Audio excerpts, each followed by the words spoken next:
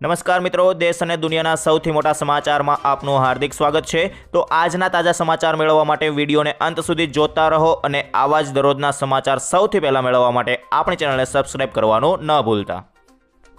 તો મિત્રો, આજના પ્રથમ સમાચાર વિશે જાણીએ તો આજે ભારે વરસાદની આગાહી।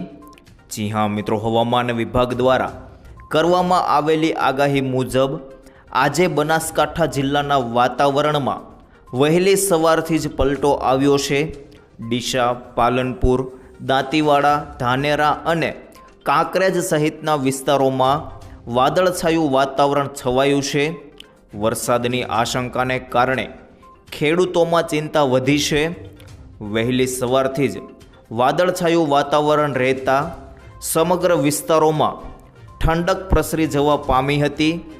આગામી 7 દિવસ સુધી દક્ષિણ ગુજરાત અને સૌરાષ્ટ્રના વિવિધ વિસ્તારોમાં વરસાદી માહોલ રહેશે। 10 થી 13 જૂન સુધી વરસાદ અમુક વિસ્તારો પૂરતો મર્યાદિત રહેશે, પરંતુ 11 જૂન પછી મોસમનો મિજાજ બદલાશે અને સમગ્ર રાજ્યભરમાં વરસાદ પડી શકે છે।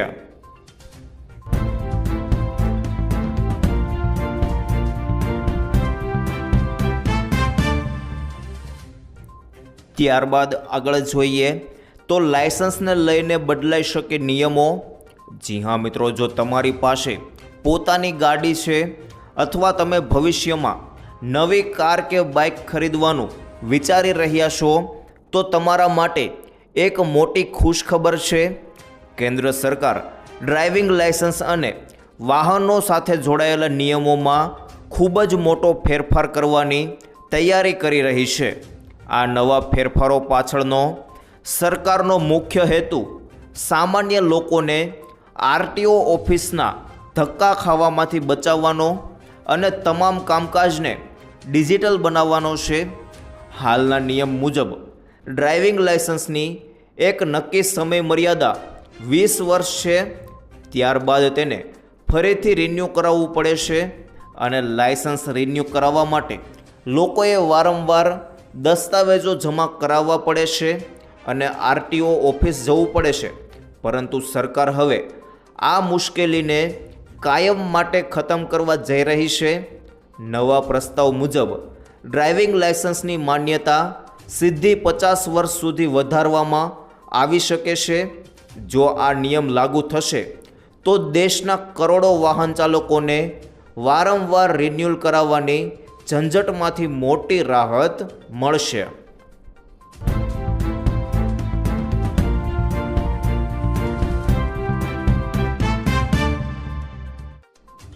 ત્યારબાદ આગળ જોઈએ તો ભારત નાખશે દરિયામાં ગેસ લાઇન। જી હા મિત્રો, મિડલ ઇસ્ટમાં તણાવ વચ્ચે ઉર્જા સંકટે આખી દુનિયાને એલર્ટ કરી દીધી છે। ખાસ કરીને ભારત જેવા દેશો જે મિડલ ઇસ્ટમાંથી સપ્લાય અટક્યા બાદ સૌથી વધુ પ્રભાવિત થાય છે। આવા સમયમાં ભારત ઝડપથી પોતાના ઉર્જા પુરવઠાને અવરોધ રહિત બનાવવામાં લાગી ગયું છે। ભારતે ઓમાનથી ગુજરાત વચ્ચે એક લાંબી પાઇપલાઇન નાખવાના પ્રોજેક્ટની જાહેરાત કરી દીધી છે। આ અરબ સાગરમાં લગભગ 2000 કિલોમીટર લાંબી ઊંડા સમુદ્રમાં નાખવામાં આવનારી ગેસ પાઇપલાઇન હશે। ઓમાન અને ગુજરાતને જોડવાની આ લાંબા સમયથી ચર્ચામાં રહેલી યોજના છે, કારણ કે ભારત ઝડપથી અનિશ્ચિત ભૌગોલિક રાજકીય તણાવ વચ્ચે વધુ વિશ્વસનીય ઉર્જા પુરવઠો સુનિશ્ચિત કરવાનો પ્રયાસ કરી રહ્યું છે।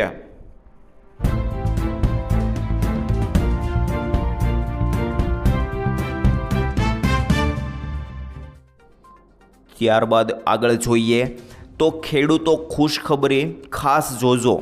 જી હા મિત્રો, અમરેલી મધ્ય સહકારી બેંક ખેડૂતોને ચોમાસા પાક જેવા કે મગફળી માટે પ્રતિ હેક્ટર ₹1,37,500 અને કપાસ માટે ₹1,42,500 સુધીનું ધિરાણ આપવામાં આવે છે। આ લોન બિયારણ, ખાતર અને ખેતી ખર્ચ માટે ઉપયોગી બને છે। સામાન્ય રીતે 7% વ્યાજ દરે મળતી લોનમાં સમયસર ભયપાર કરનાર ખેડૂતોને કેન્દ્ર સરકાર તરફથી 3% અને રાજ્ય સરકાર તરફથી 4% વ્યાજ સહાય મળતા લોન સંપૂર્ણપણે 0% વ્યાજે ઉપલબ્ધ બને છે.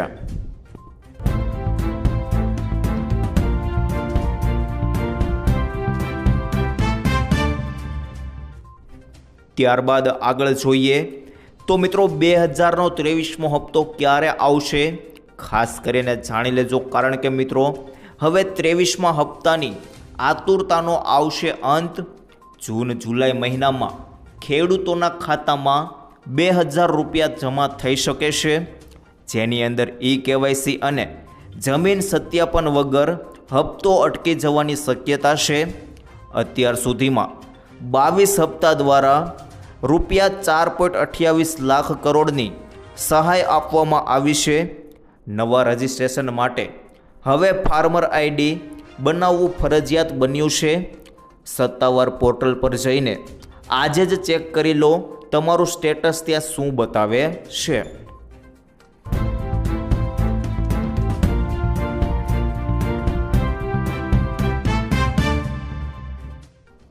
ત્યારબાદ આગળ જોઈએ તો મોટો કડાકો સોના ચાંદીના ભાવ જુઓ.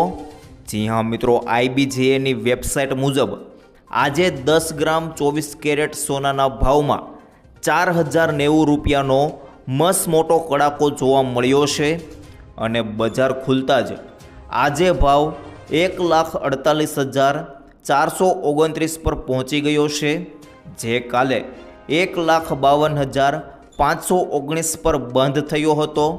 જ્યારે ચાંદીમાં આજે 9,658 રૂપિયાનો જબરદસ્ત મોટો ઘટાડો નોંધાયો છે અને ભાવ 2,36,280 રૂપિયા પ્રતિ કિલોગ્રામ પર પહોંચી ગયો છે, જે કાલે 2,45,938 પર બંધ થયો હતો. એટલે કે મિત્રો અત્રે જણાવવાનું કે આ ભાવ દેશભરમાં માન્ય છે અને દિવસમાં 2 વાર જાહેર થાય છે. તેમાં મેકિંગ ચાર્જ અને GST સામેલ હોતા નથી. શનિવારે, રવિવારે અને જાહેર રજાઓના દિવસે ભાવ જાહેર કરવામાં આવતા નથી.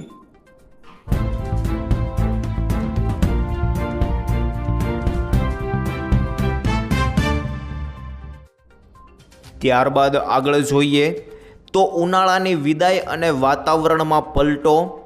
જી હા મિત્રો, ગુજરાત રાજ્યમાં હાલ એક બાજુ કાળઝાળ ગરમી અને બફારાનો પ્રકોપ જોવા મળી રહ્યો છે, ત્યારે બીજી બાજુ હવામાન વિભાગ દ્વારા રાજ્યના નાગરિકો માટે રાહતના સમાચાર આવ્યા છે. આગામી દિવસોમાં રાજ્યના વિવિધ ભાગોમાં ગરમીની વચ્ચે જ વરસાદી માહોલ જામવાની સત્તાવાર આગાહી કરવામાં આવી છે. ખાસ કરીને દક્ષિણ ગુજરાતના વાતાવરણમાં મોટો પલટો આવવાની સંભાવના વ્યક્ત કરાઈ છે.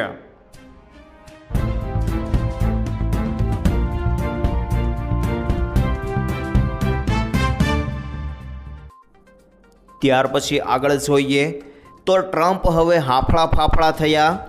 જી હા મિત્રો, ઈરાની યુદ્ધ પર અમેરિકી રાષ્ટ્રપતિ ડોનાલ્ડ ટ્રમ્પના તેવર બદલાતા જોવા મળી રહ્યા છે, જેની સાથે મળીને ઈરાનને બરબાદ કર્યું. હવે તેને જ ડોનાલ્ડ ટ્રમ્પ ચેતવણી આપી રહ્યા છે. જી હા મિત્રો, ડોનાલ્ડ ટ્રમ્પ અને બેન્જામિન નેતન્યાહુ વચ્ચે કંઈ ઠીક નથી ચાલી રહ્યું. ઈરાની યુદ્ધ પર પોતાની મરજી ચલાવી રહેલા બેન્જામિન નેતન્યાહુને ડોનાલ્ડ ટ્રમ્પે ચેતવણી આપી છે.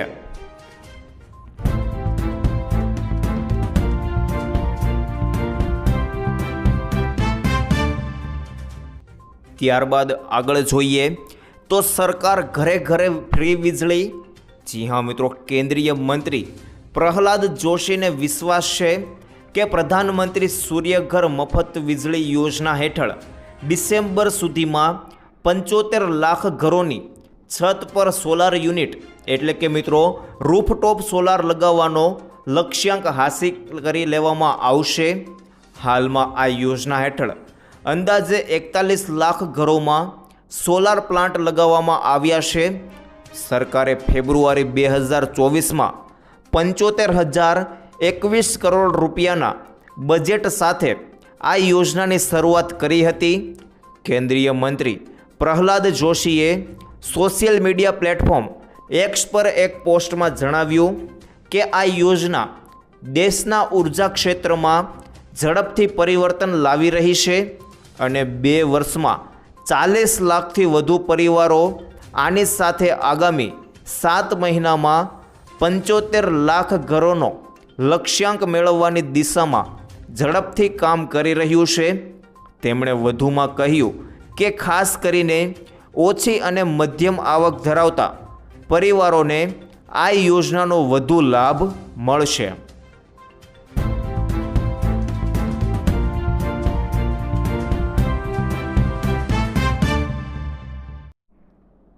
ત્યારબાદ આગળ જોઈએ તો આધાર કાર્ડ ઉપર 90,000 રૂપિયા.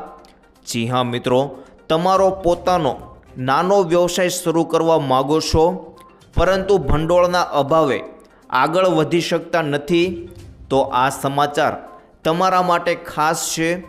કારણ કે તમને એક સરકારી યોજના વિશે જણાવી રહ્યા છીએ જે કોઈ પણ ગેરંટી વિના 90,000 સુધીની વ્યવસાય લોન આપે છે. અને ખાસ વાત એ છે કે આ રકમ મેળવવા માટે તમારે વધુ કાગળ કામ કરવાની જરૂર નથી અને પૈસા ફક્ત એક દસ્તાવેજ સાથે તમારા ખાતામાં ટ્રાન્સફર કરવામાં આવશે. અમે પીએમ સ્વનિધિ યોજના વિશે વાત કરી રહ્યા છીએ. ચાલો દરેક વિગતો સમજાવીએ. જ્યારે કોરોના મહામારી દરમિયાન નાના વ્યવસાયો ધરાવતા લોકોને સૌથી વધુ નુકસાન થયું, શેરી વિક્રેતાઓ સૌથી વધુ પ્રભાવિત થયા કારણ કે તેમના વ્યવસાયો બંધ થઈ ગયા હતા. અને આ નાના વ્યવસાયોને મદદ કરવા માટે મોદી સરકારે પીએમ સ્વનિધિ યોજના શરૂ કરી, જે તેમને તેમના વ્યવસાયોને ફરીથી શરૂ કરવામાં મદદ કરવા માટે નાણાકીય સહાય પૂરી પાડે છે. અગાઉ આ સરકારી યોજના 80,000 સુધીની લોન આપતી હતી, જે 2025માં વધારીને 90,000 કરવામાં આવી છે.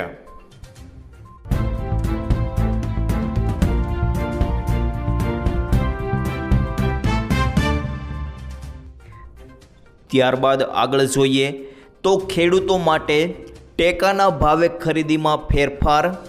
જી હા મિત્રો, ટેકાના ભાવે બાજરી, મકાઈ અને જુવારની પ્રતિ ખેડૂત ખરીદી મર્યાદામાં માતબર વધારો કરાયો છે તેવું કૃષિ મંત્રી જીતુભાઈ વાઘાણીએ જણાવ્યું છે. હવે પ્રતિ ખેડૂત 3500 કિલો એટલે કે મિત્રો 175 મણ બાજરીની ખરીદી થશે.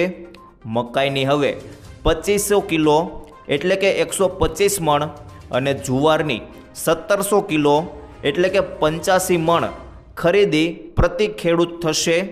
ખેડૂતોની લાગણી અને માંગણીને હકારાત્મક પ્રતિસાદ આપતો રાજ્ય સરકારનો મહત્વપૂર્ણ નિર્ણય છે.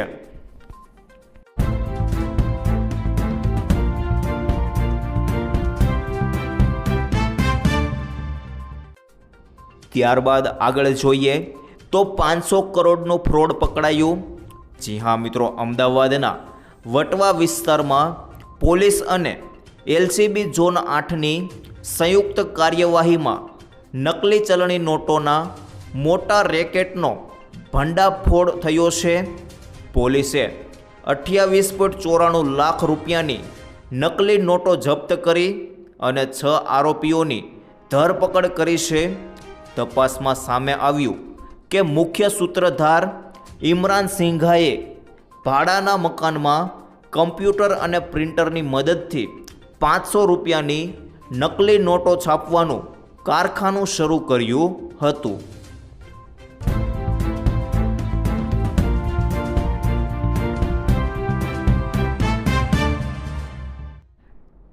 ત્યારબાદ આગળ જોઈએ તો ક્રૂડ ઓઇલના ભાવમાં ઘટાડો. જી હા મિત્રો, ગ્લોબલ બજારમાં ક્રૂડ ઓઇલના ભાવમાં ઘટાડો જોવા મળ્યો છે. બ્રેન્ટ ક્રૂડના ભાવ ઘટીને $92 પ્રતિ ડોલરની આસપાસ પહોંચી ગયો છે, જેની અસર આજે શનિવારે તેલ કંપનીઓ અને પેટ્રોલ ડીઝલના ભાવ પર પડી છે. આજે નોઈડામાં પેટ્રોલ 46 પૈસા ઘટીને ₹101.96 વેચાઈ રહ્યું છે, જ્યારે દિલ્હી, મુંબઈ જેવા દેશના 4 મહાનગરોમાં પેટ્રોલ ડીઝલના ભાવમાં કોઈ હલચલ જોવા મળી નથી.